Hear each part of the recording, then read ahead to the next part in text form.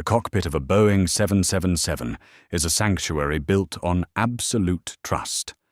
But 30 minutes before, Flight 882 was scheduled to push back from JFK, the trust violently shattered.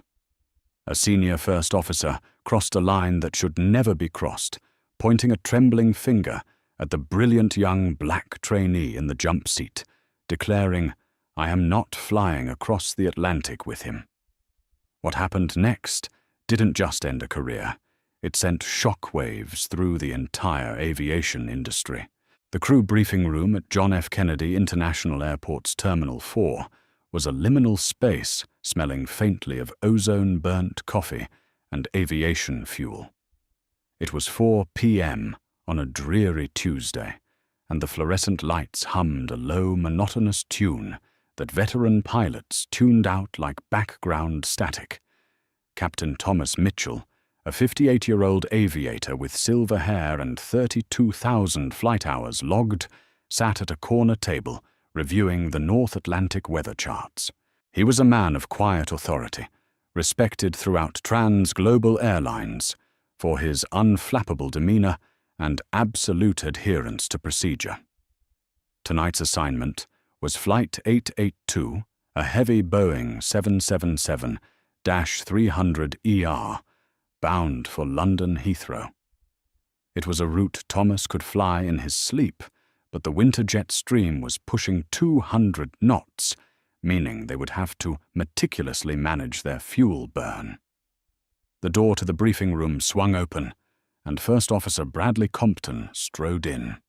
Bradley was 34, impeccably groomed with a heavy gold watch on his left wrist, and a swagger that arrived in the room a full second before he did.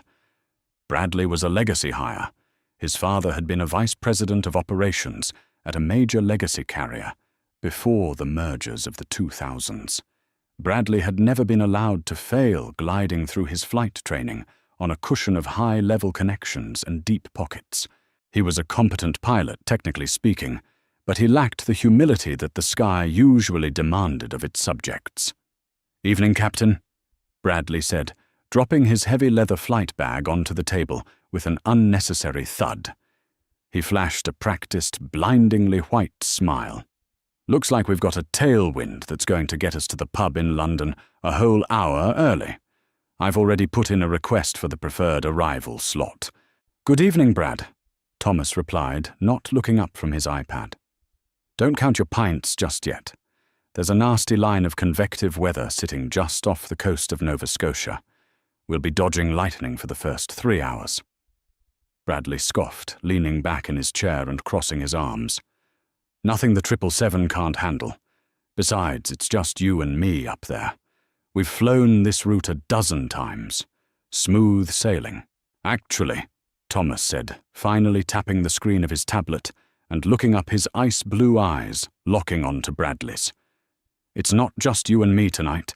Crew scheduling threw us a curveball about an hour ago. We have a trainee joining us for his final line check."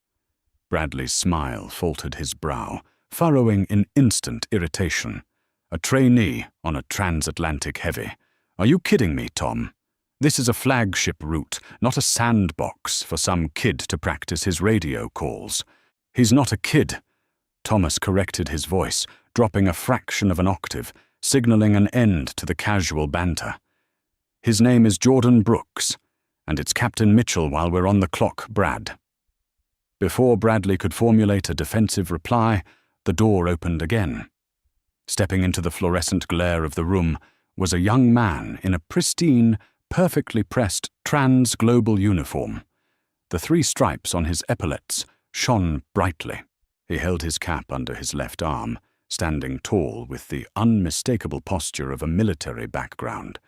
He was a young black man, perhaps 26 or 27, with sharp, intelligent eyes and an expression of focused determination. "Captain Mitchell." The young man said, his voice steady and resonant. He extended a hand. "Second Officer Jordan Brooks. Crew scheduling informed me I'd be riding the jump seat and conducting my final line operations check with you this evening.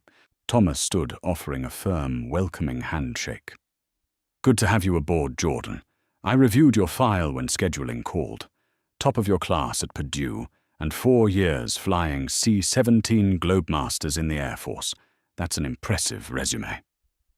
"Thank you, sir," Jordan replied politely, though his eyes briefly flicked toward Bradley, who had remained seated, staring at Jordan with a thinly veiled look of disdain.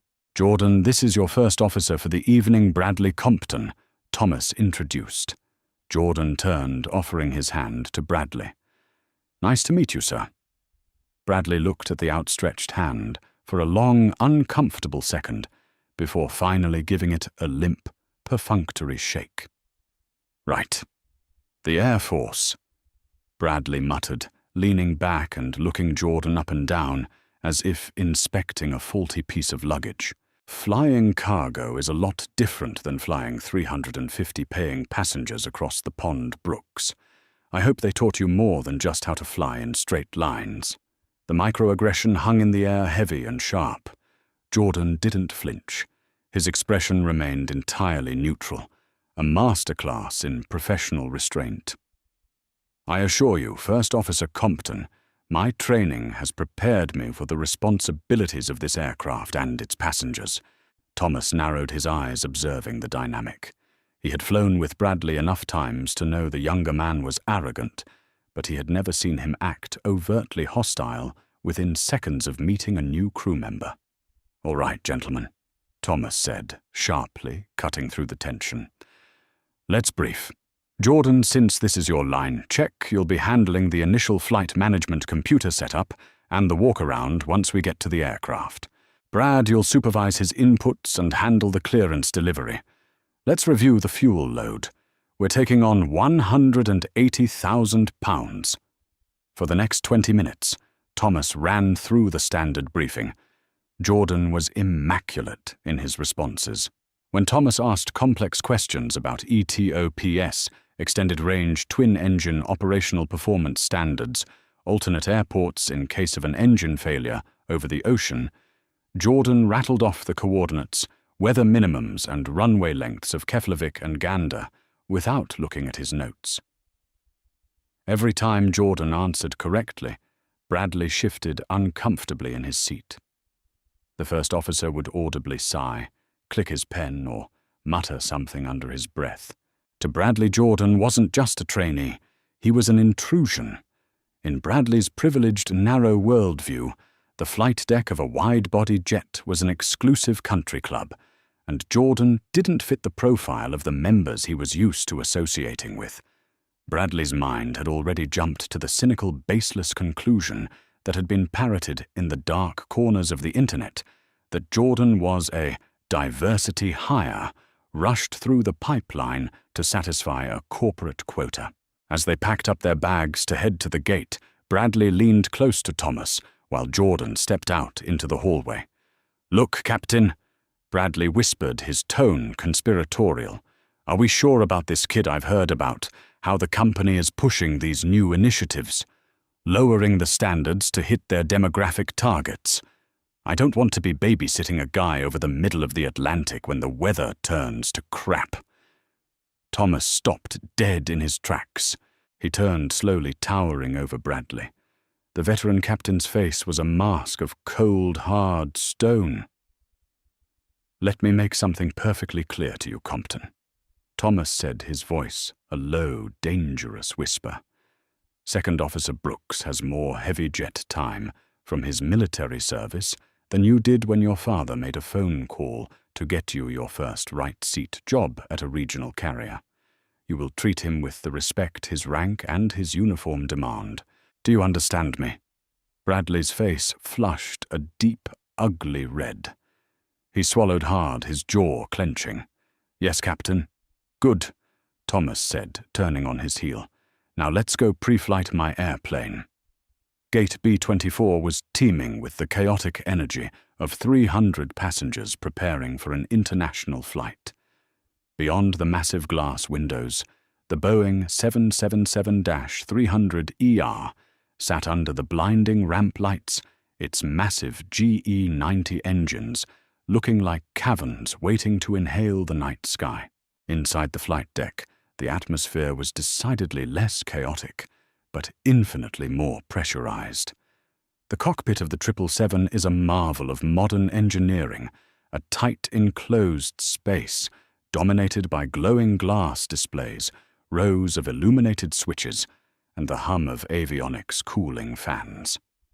It is an environment where teamwork isn't just encouraged.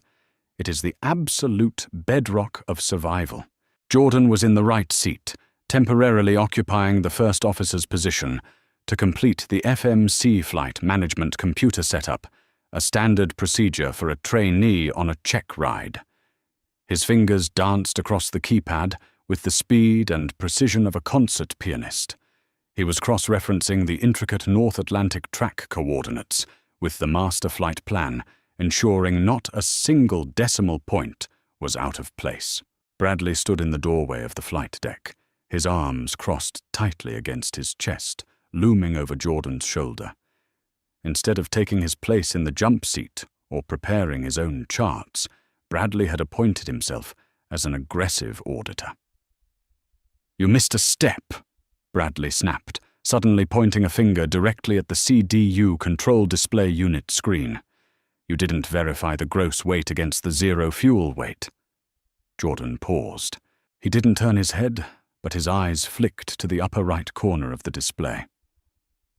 "I haven't reached the initialization page yet."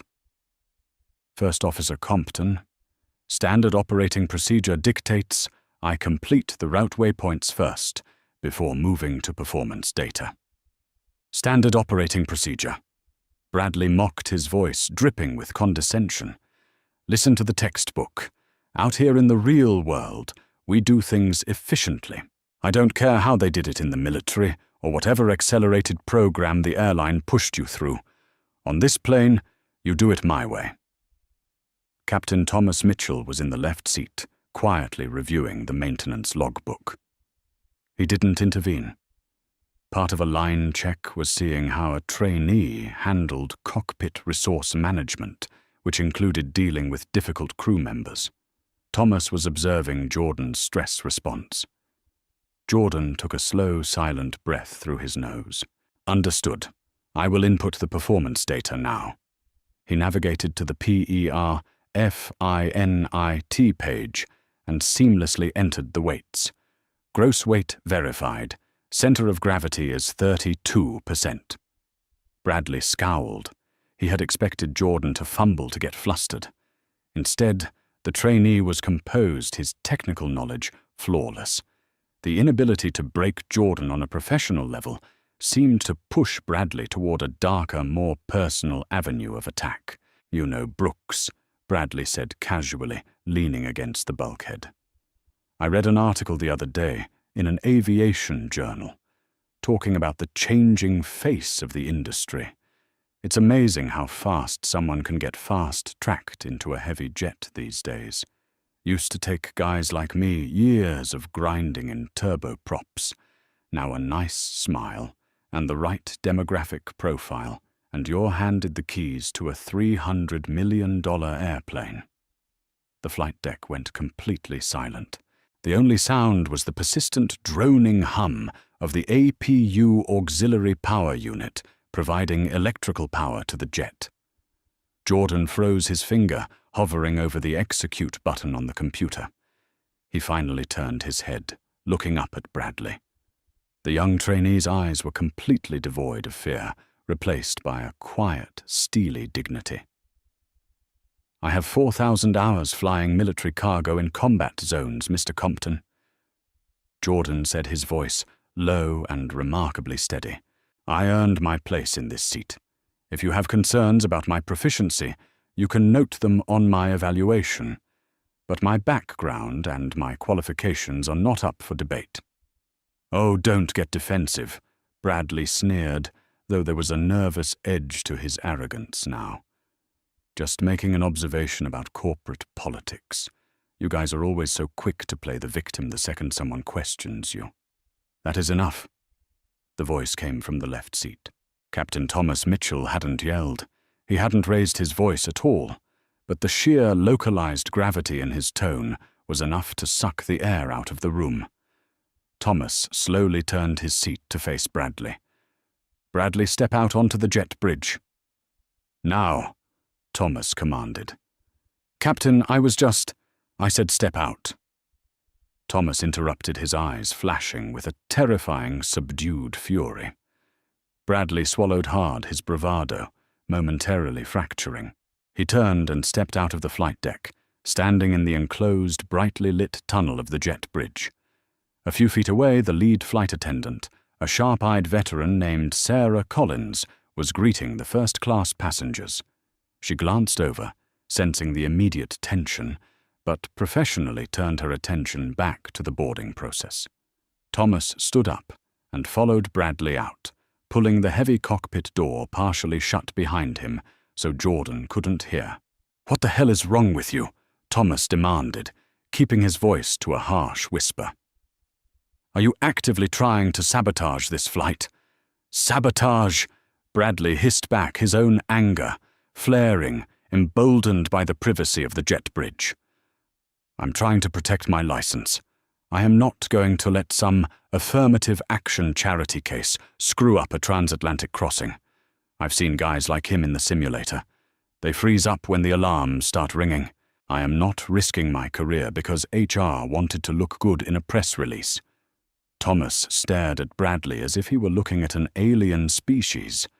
In all his years of flying, he had encountered inflated egos, stubborn mules, and reckless hotheads.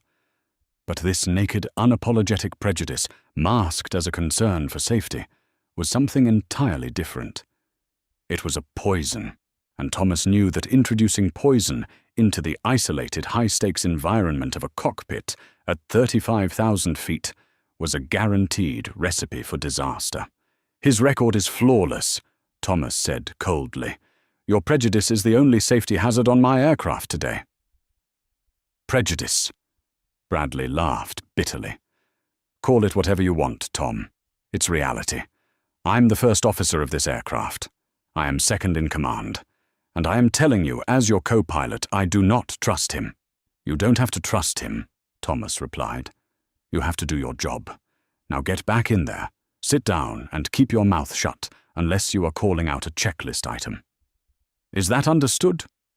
Bradley glared at the older captain. The entitlement that had protected him his entire life flared into full rebellion. He had never been spoken to this way. He had always been the golden boy.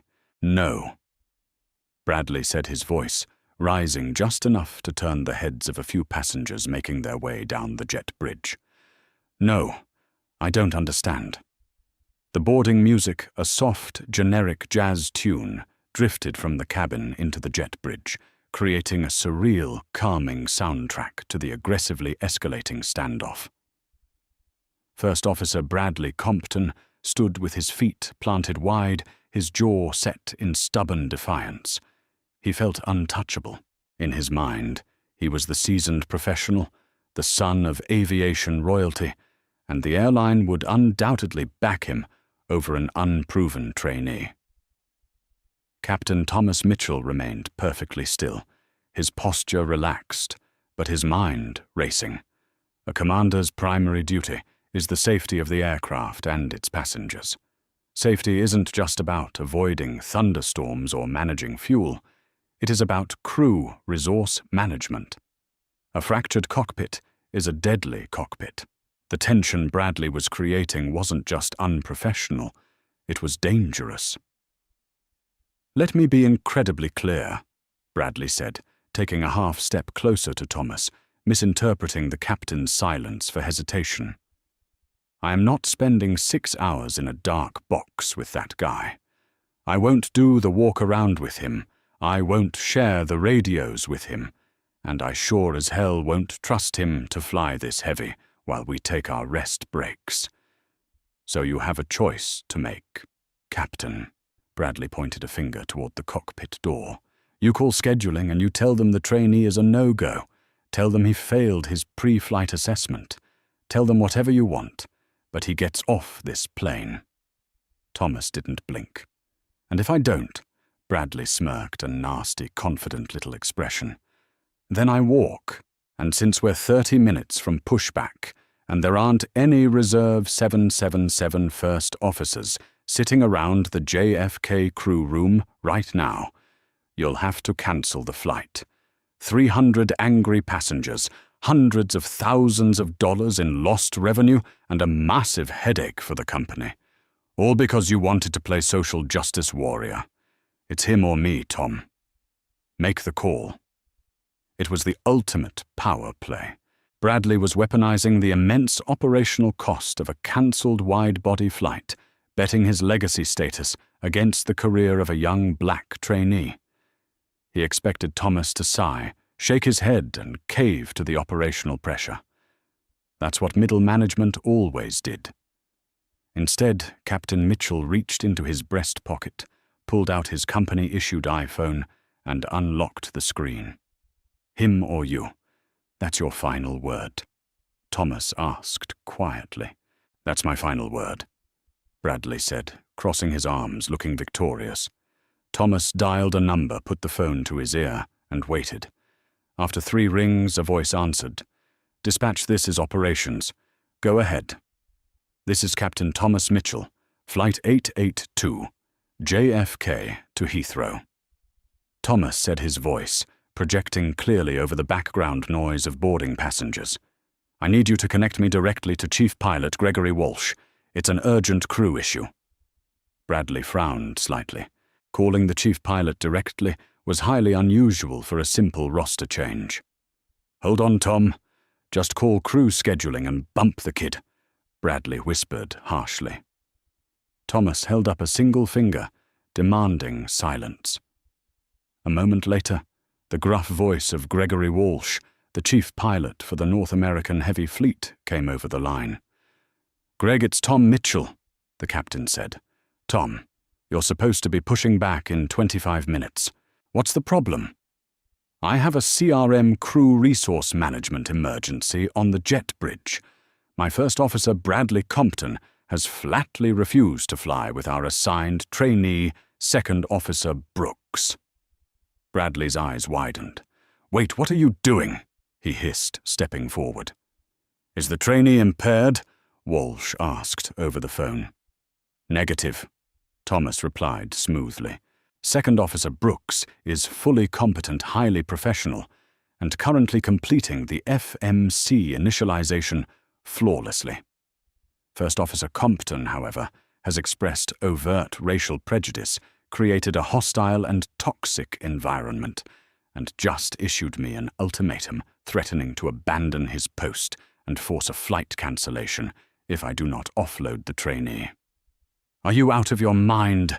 Bradley shouted, all pretense of professionalism evaporating. Several first-class passengers turned their heads, their eyes wide with shock as they witnessed the first officer screaming at the captain. Sarah Collins, the lead flight attendant, immediately stepped out of the galley, stepping between the passengers and the pilots to manage the optics. I see, Chief Pilot Walsh said, his voice turning to ice. Does Compton understand he is refusing a direct flight assignment? He does, Thomas said, his eyes locked onto Bradley's panicked face. I am officially removing First Officer Compton from Flight 882. He is unfit to fly. I need a reserve FO down here immediately. You can't do that. Bradley sputtered his face, now a sickly shade of pale. My father. Your father retired 5 years ago, Brad. Thomas interrupted, pulling the phone slightly away from his mouth. He can't fly this plane for you. Over the phone, Walsh spoke up. Tom, we actually have a reserve 777FO sitting in the lounge. He was on standby for a delayed flight that just cancelled. I can have him at your gate in 10 minutes. You'll take a minor delay, but you won't cancel. Excellent. Thank you, Greg. As for Compton, Walsh continued, his tone devoid of any sympathy. Tell him his flight status is suspended effective immediately. He is not to go home. He is to report directly to the Administrative Dispatch Office in Terminal 4. They are short-staffed tonight. He can spend the next 8 hours sorting lost baggage claims and filing crew manifests, while we initiate a formal disciplinary review. If he refuses, he's terminated. Thomas nodded. Understood. I will relay the message. Mitchell out. Thomas lowered the phone and slid it back into his pocket. He looked at Bradley, who was staring back with a mixture of horror, disbelief, and mounting humiliation. The golden boy had finally touched a stove that burned him. You heard the chief pilot, Thomas said, his voice carrying the finality of a judge passing sentence. You are off my flight. You are off flight status.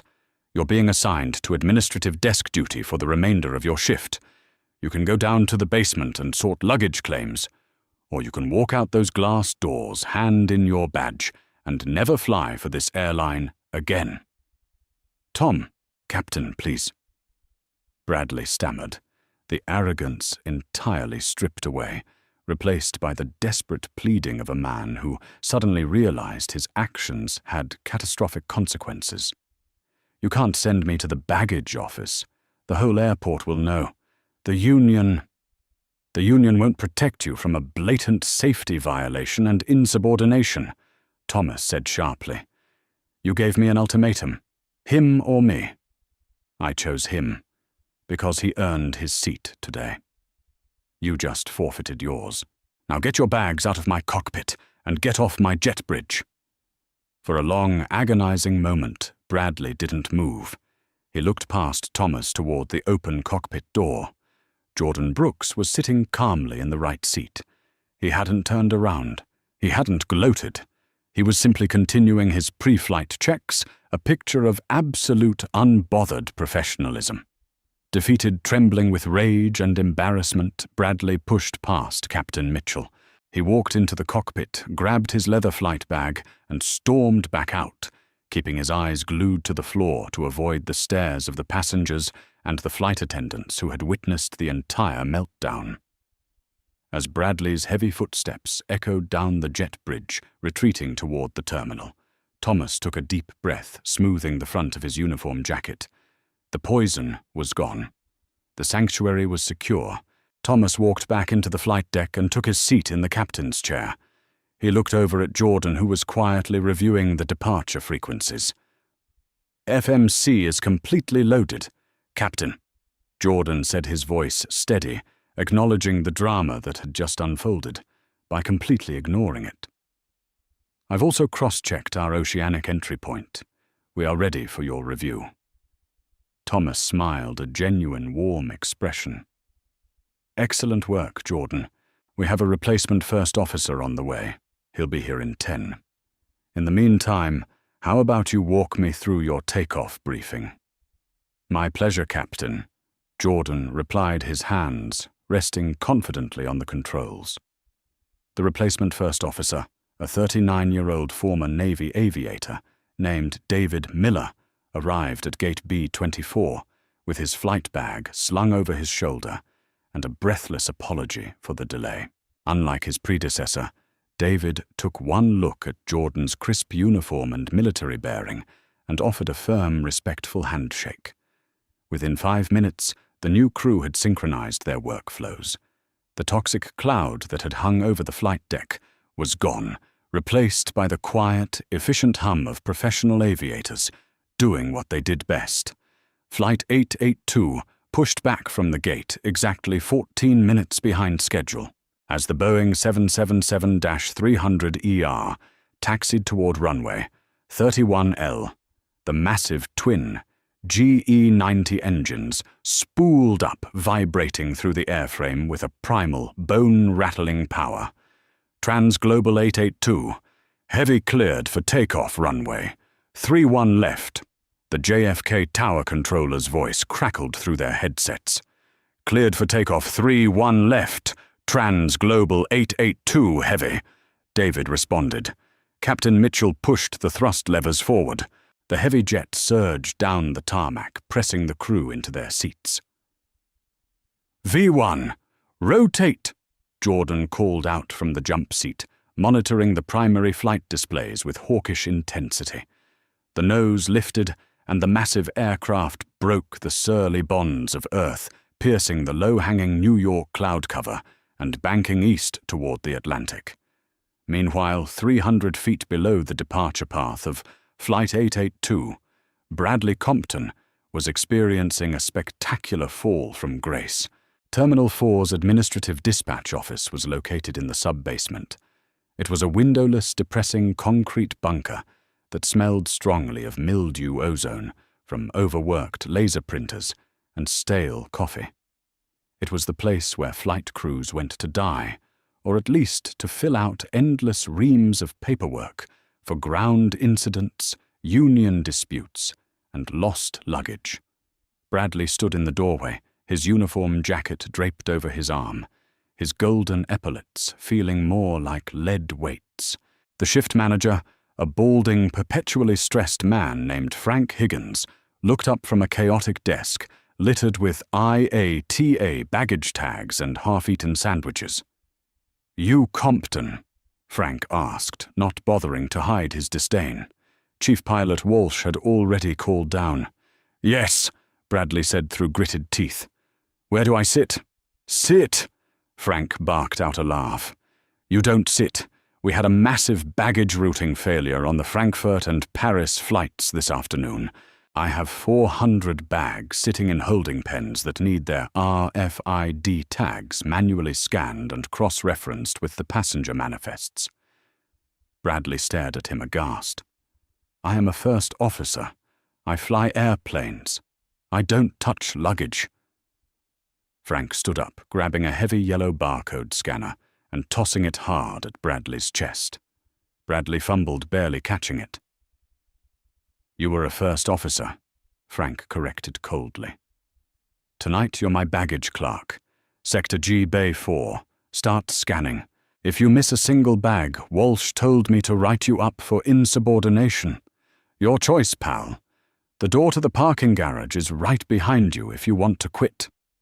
Humiliation burned hot in Bradley's throat. He wanted to throw the scanner at Frank's head. He wanted to scream. But the reality of his situation was settling in. If he walked out, he was fired. If he was fired for a safety violation and insubordination, his pilot certificate would be red-flagged. No major carrier would touch him. Defeated Bradley dragged his feet toward the sprawling, deafeningly loud baggage sorting facility. For the next 3 hours, while Flight 882 cruised serenely at 35,000 feet, Bradley Compton, heir to aviation royalty, was on his hands and knees. He crawled through mountains of heavily packed suitcases, scanning barcodes, his pristine white uniform shirt, smeared with black grease from the conveyor belts, sweating profusely in the windowless dungeon. During his mandated 15-minute break, Bradley pulled out his phone. His hands were shaking from exhaustion and rage. He dialed his father, Richard Compton, the former VP of Operations. Bradley was banking on his father's old connections to fix this. "Dad," Bradley said the moment the line connected, "you won't believe what Tom Mitchell just did to me. He pulled me off a flight for a trainee, a diversity hire, and now they have me sorting bags in the basement." There was a long, heavy silence on the other end of the line. "Dad, are you there? You need to call Greg Walsh. Tell him—" "Bradley, shut up." His father's voice snapped, sounding older and colder than Bradley had ever heard it. "I already got a call from Greg." "Good. Then you know how insane this is." "I know that you are an arrogant fool," his father hissed. "Do you have any idea the liability you just exposed the company to? You threw a tantrum on a jet bridge. You issued an ultimatum to a senior captain over a fully qualified crew member. He's a cargo pilot, Dad. He doesn't belong in the right seat of a 777. He logged 4,000 hours flying C-17S into combat zones, you idiot. He has more heavy jet command time than you and half your graduating class combined," his father roared. "I spent my entire career building a name in this industry, and you are burning it down because of your own narrow-minded ego. I can't protect you from this, Bradley. You are entirely on your own." The line went dead. Bradley stared at his phone, the blood draining from his face. The impregnable fortress of his privilege had just crumbled into dust. Over the dark, icy expanse of the North Atlantic, Flight 882 was approaching the most treacherous part of its journey. They were an hour past Gander, Newfoundland, entering oceanic airspace, where radar coverage dropped off, and pilots relied heavily on their own instruments, satellite communications, and raw airmanship. In the flight deck, the atmosphere was focused and intense. Jordan had officially rotated into the right seat, with David Miller observing from the jump seat. It was a critical phase of the line check. Flight 882, oceanic entry parameters. Altitude flight level 35,035,000 feet. Mach speed 0.84. Outside air temperature -54 degrees Celsius. Routing NAT track. Charlie. Weather threat. Convective SIGMET. Significant meteorological information ahead. Captain, I'm painting a massive wall of weather on the multiscan radar, about 80 miles ahead. Jordan reported, his eyes locked on the glowing navigation display. Patches of red and magenta, indicating severe thunderstorms and heavy precipitation, bloomed across the screen like spilled blood. It's moving faster than the forecast predicted. The tops of these cells are extending past 40,000 feet. We can't climb over them. Thomas leaned forward, his brow furrowed. I see it. The jet stream is feeding energy into this system. Gander Control advised that flights ahead of us on track Bravo are reporting severe clear air turbulence. Requesting a deviation, sir, Jordan said smoothly. If we adjust our heading 040 for 50 miles, we can thread the needle between those two supercells. It'll cost us a few £100 of fuel, but it keeps us out of the red. Agreed. Thomas nodded. Make the call. Jordan immediately keyed the radio. Gander Center, Trans Global 882 Heavy, requesting weather deviation, right of track heading 040. Trans Global 882 deviation approved. Be advised a heavy 747 just passed through that corridor, reported severe turbulence and a sudden temperature drop. Copy that, Gander. 882 Heavy. Suddenly the cockpit shook violently. It wasn't the rhythmic bumping of normal turbulence. It was a sudden, violent jolt that threw the crew against their shoulder harnesses. The aircraft groaned under the immense aerodynamic stress. Beep, beep, beep. The master caution alarm lit up the flight deck with a blinding yellow glare. Autopilot disconnect, Jordan shouted over the roar of the wind. The severe updraft had confused the jet's automated systems, forcing them offline to protect the airframe. The heavy 777 was suddenly flying manually at near the speed of sound. My aircraft, Thomas called out, grabbing his yoke. Your aircraft, Jordan confirmed, but as Thomas pulled back to correct a sudden nose-down pitch, a localized wind shear slammed into the left wing. The aircraft banked sharply. Captain, I'm losing the primary airspeed indicator on my side, Jordan warned. Pitot tubes must be icing over faster than the heaters can melt it. We have an airspeed mismatch. It was an incredibly dangerous scenario. High-altitude stalls caused by unreliable airspeed readings had brought down commercial jets in the past. If the computers didn't know how fast they were going, they could overspeed and rip the wings off, or fly too slow and drop out of the sky. Flight directors off, auto throttles off, Thomas commanded, his voice tight with exertion as he wrestled the heavy yoke. We are hand flying her. Jordan, pull up the unreliable airspeed checklist. Give me pitch and power settings for flight level 350 at our current weight. This was the moment Bradley had claimed Jordan would freeze. Instead, Jordan moved with a terrifyingly calm precision.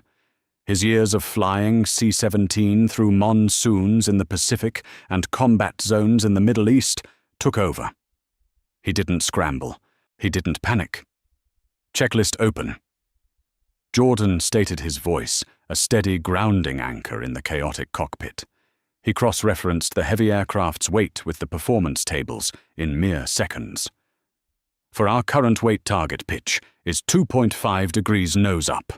Target N1 fan speed is 84%. Set it now." Thomas adjusted the pitch while Jordan manually dialed the massive thrust levers to exactly 84%. "Thrust set," Jordan confirmed. "Standby attitude indicator is stable.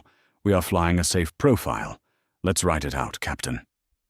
For the next 10 agonizing minutes, the massive Boeing 777 was battered by the storm. But under the combined manual control of Thomas Mitchell and the flawless situational awareness of Jordan Brooks, the aircraft carved its way through the turbulence with absolute safety. The passengers in the back felt the bumps, but they had no idea how close they had come to a catastrophic loss of control, averted entirely by the man the previous co-pilot had refused to fly with. As they broke through the other side of the weather system, the stars emerged, shining like diamonds against the black velvet of the Atlantic sky. The pitot tube heaters finally cleared the ice, and the primary airspeed indicators flickered back to life. Airspeed is reliable.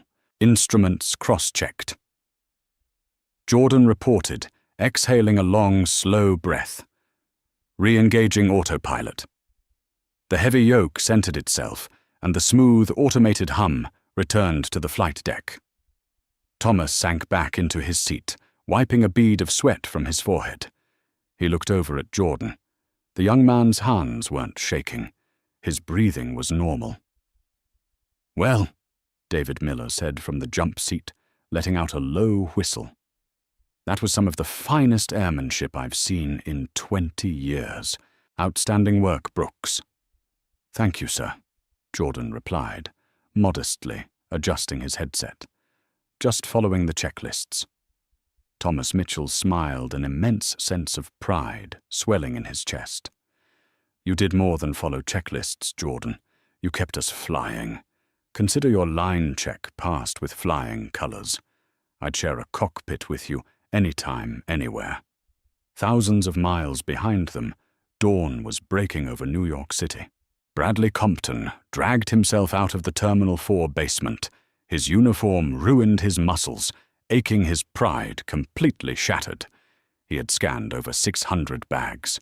He walked into the crew lounge to grab a coffee before facing the long drive home. He noticed a group of flight attendants and ground crew clustered around a television monitor mounted on the wall. They were speaking in hushed, excited whispers. Bradley stepped closer, bleary-eyed. The screen was displaying a morning news broadcast, but it wasn't the news anchor that made Bradley's blood freeze in his veins. It was the shaky smartphone footage playing on a loop next to the anchor's head. The video showed a tall, silver-haired captain standing in a jet bridge facing down a younger, arrogant first officer. The audio was crystal clear, captured by a first-class passenger who had pressed their phone against the glass. "I am not spending 6 hours in a dark box with that guy. Tell them whatever you want. But he gets off this plane." And then the captain's devastating reply. "You gave me an ultimatum. I chose him. Now get your bags out of my cockpit." The chyron at the bottom of the screen read in bold, unforgiving letters, "Airline pilot. Grounded after racist outburst caught on camera." Bradley dropped his coffee cup. It hit the linoleum floor, shattering and splashing brown liquid all over his polished black shoes. He stared at the screen, a suffocating wave of panic crushing his chest. Frank Higgins, the dispatch manager, walked into the lounge holding a manila folder. He spotted Bradley and walked over his face, entirely devoid of pity. "Compton," Frank said loudly, drawing the attention of the entire room. Everyone turned to look at the disgraced pilot. "Corporate HR just called. The video went viral 3 hours ago. The FAA is already investigating the safety threat you posed on the jet bridge. Frank held out the folder. You're not just suspended anymore. You're terminated. Hand over your security badge. 3 weeks later, the opulent, glass-walled boardroom on the 42nd floor of Trans Global Airlines corporate headquarters in Chicago felt more like a courtroom than a corporate office. The skyline of the Windy City loomed outside, but all eyes were fixed on the long mahogany table where First Officer Bradley Compton's fate would be permanently sealed. Bradley sat rigidly in a high-backed leather chair, wearing a dark, conservative suit instead of his uniform. He looked exhausted, the bags under his eyes, a testament to weeks of public humiliation. The viral video from the jet bridge had been played on every major news network, sparking a fierce national debate about aviation safety entitlement and systemic prejudice. Beside him sat his high-priced aviation attorney, Jonathan Pierce, a man known for finding loopholes in Federal Aviation Administration regulations. Across the table sat the review board, Chief Pilot Gregory Walsh, TransGlobal's Vice President of Human Resources, and lead FAA investigator William Harris. Sitting at the end of the table, as primary witnesses, were Captain Thomas Mitchell and Second Officer Jordan Brooks. Jordan was in full uniform, looking just as composed as he had on the night of Flight 882.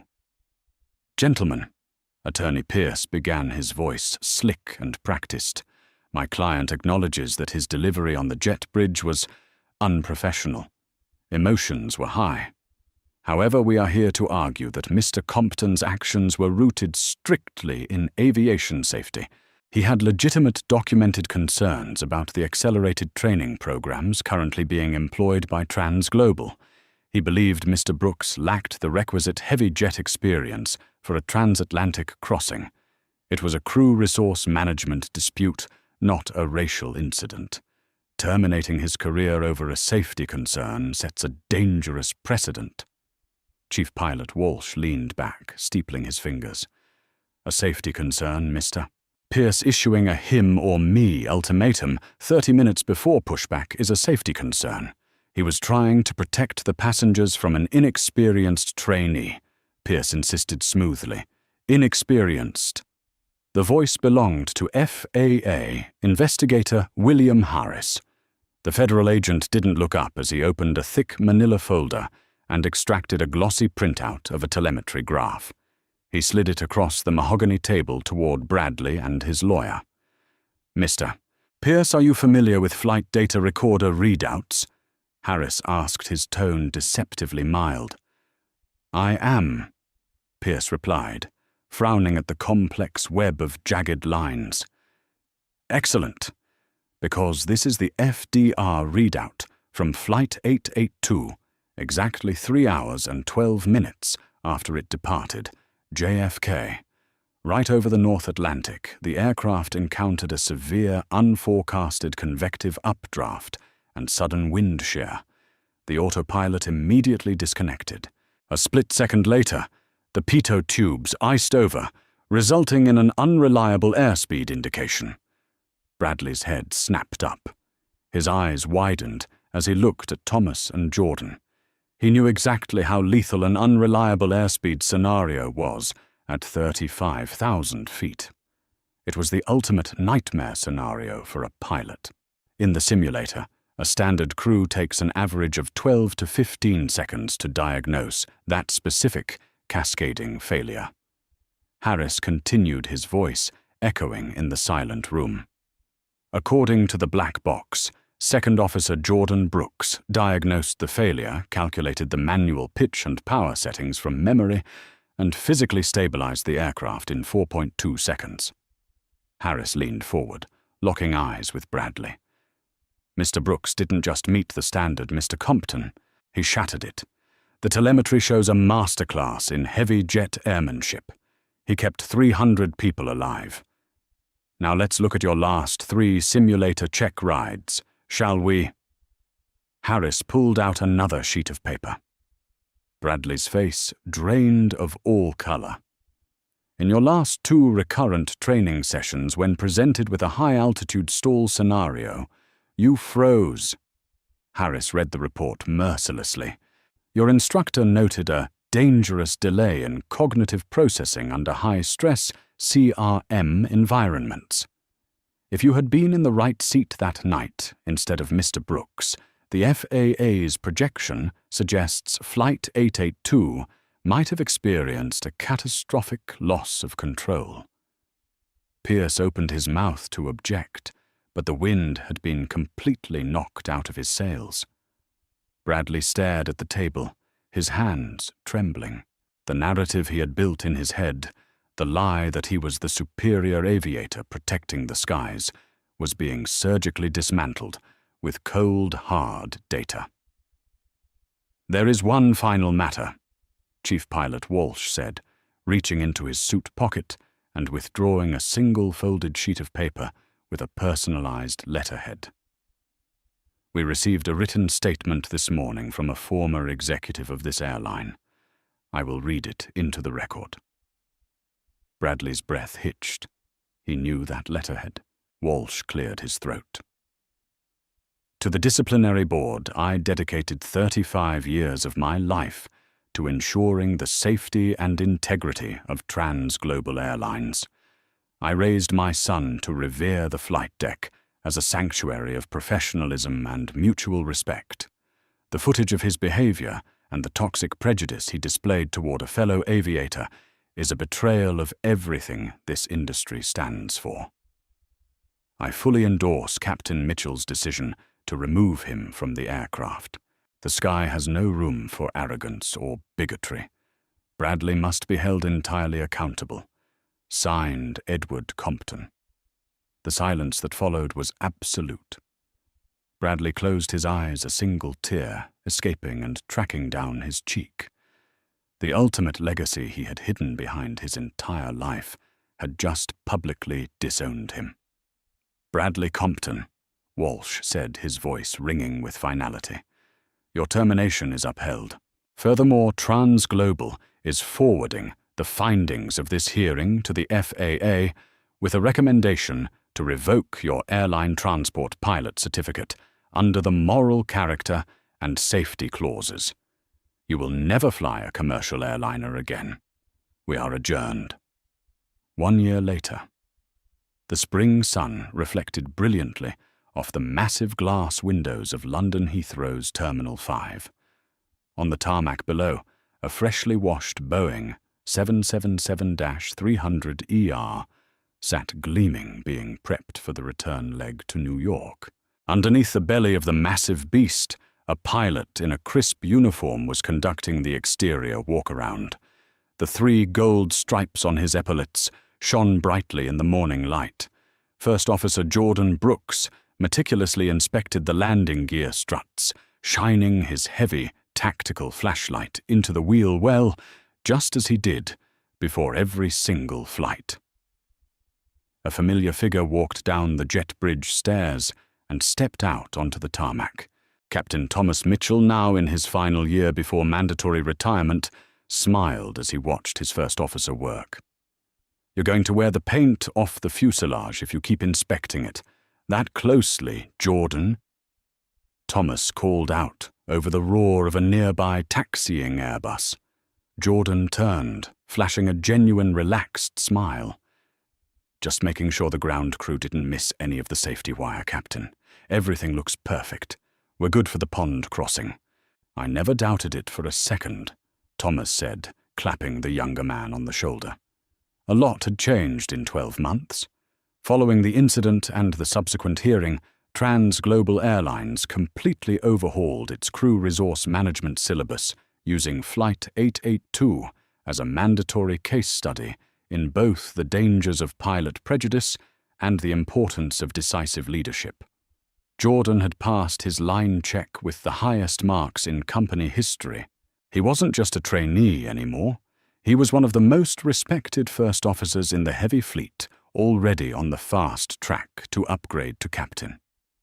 As for Bradley Compton, the aviation world had closed its doors to him forever. Stripped of his flight credentials, his lawsuits against the airline dismissed with prejudice, he had quietly faded from public view.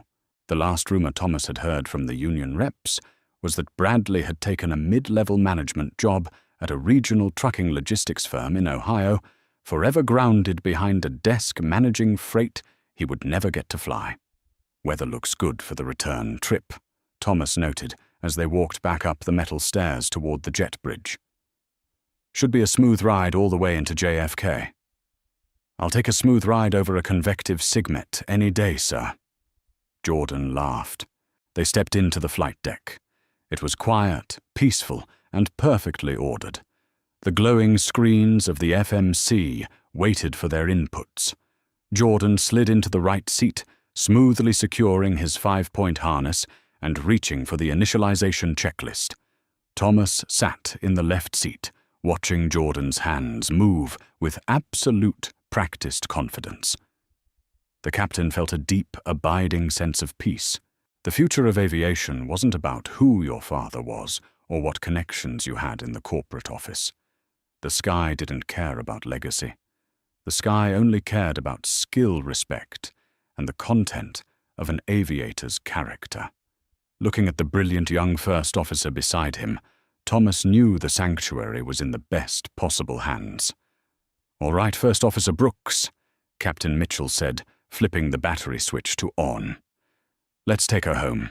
What did you think of Captain Mitchell's split-second decision to kick his co-pilot off the plane?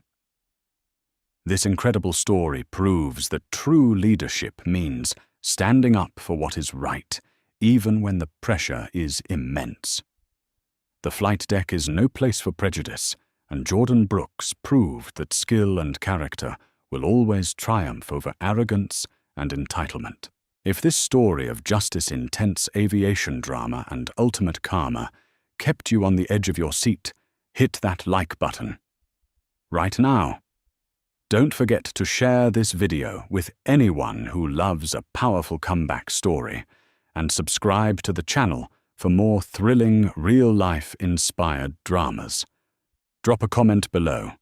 Would you have handled the situation like Captain Mitchell? Let us know, and we'll see you in the next video.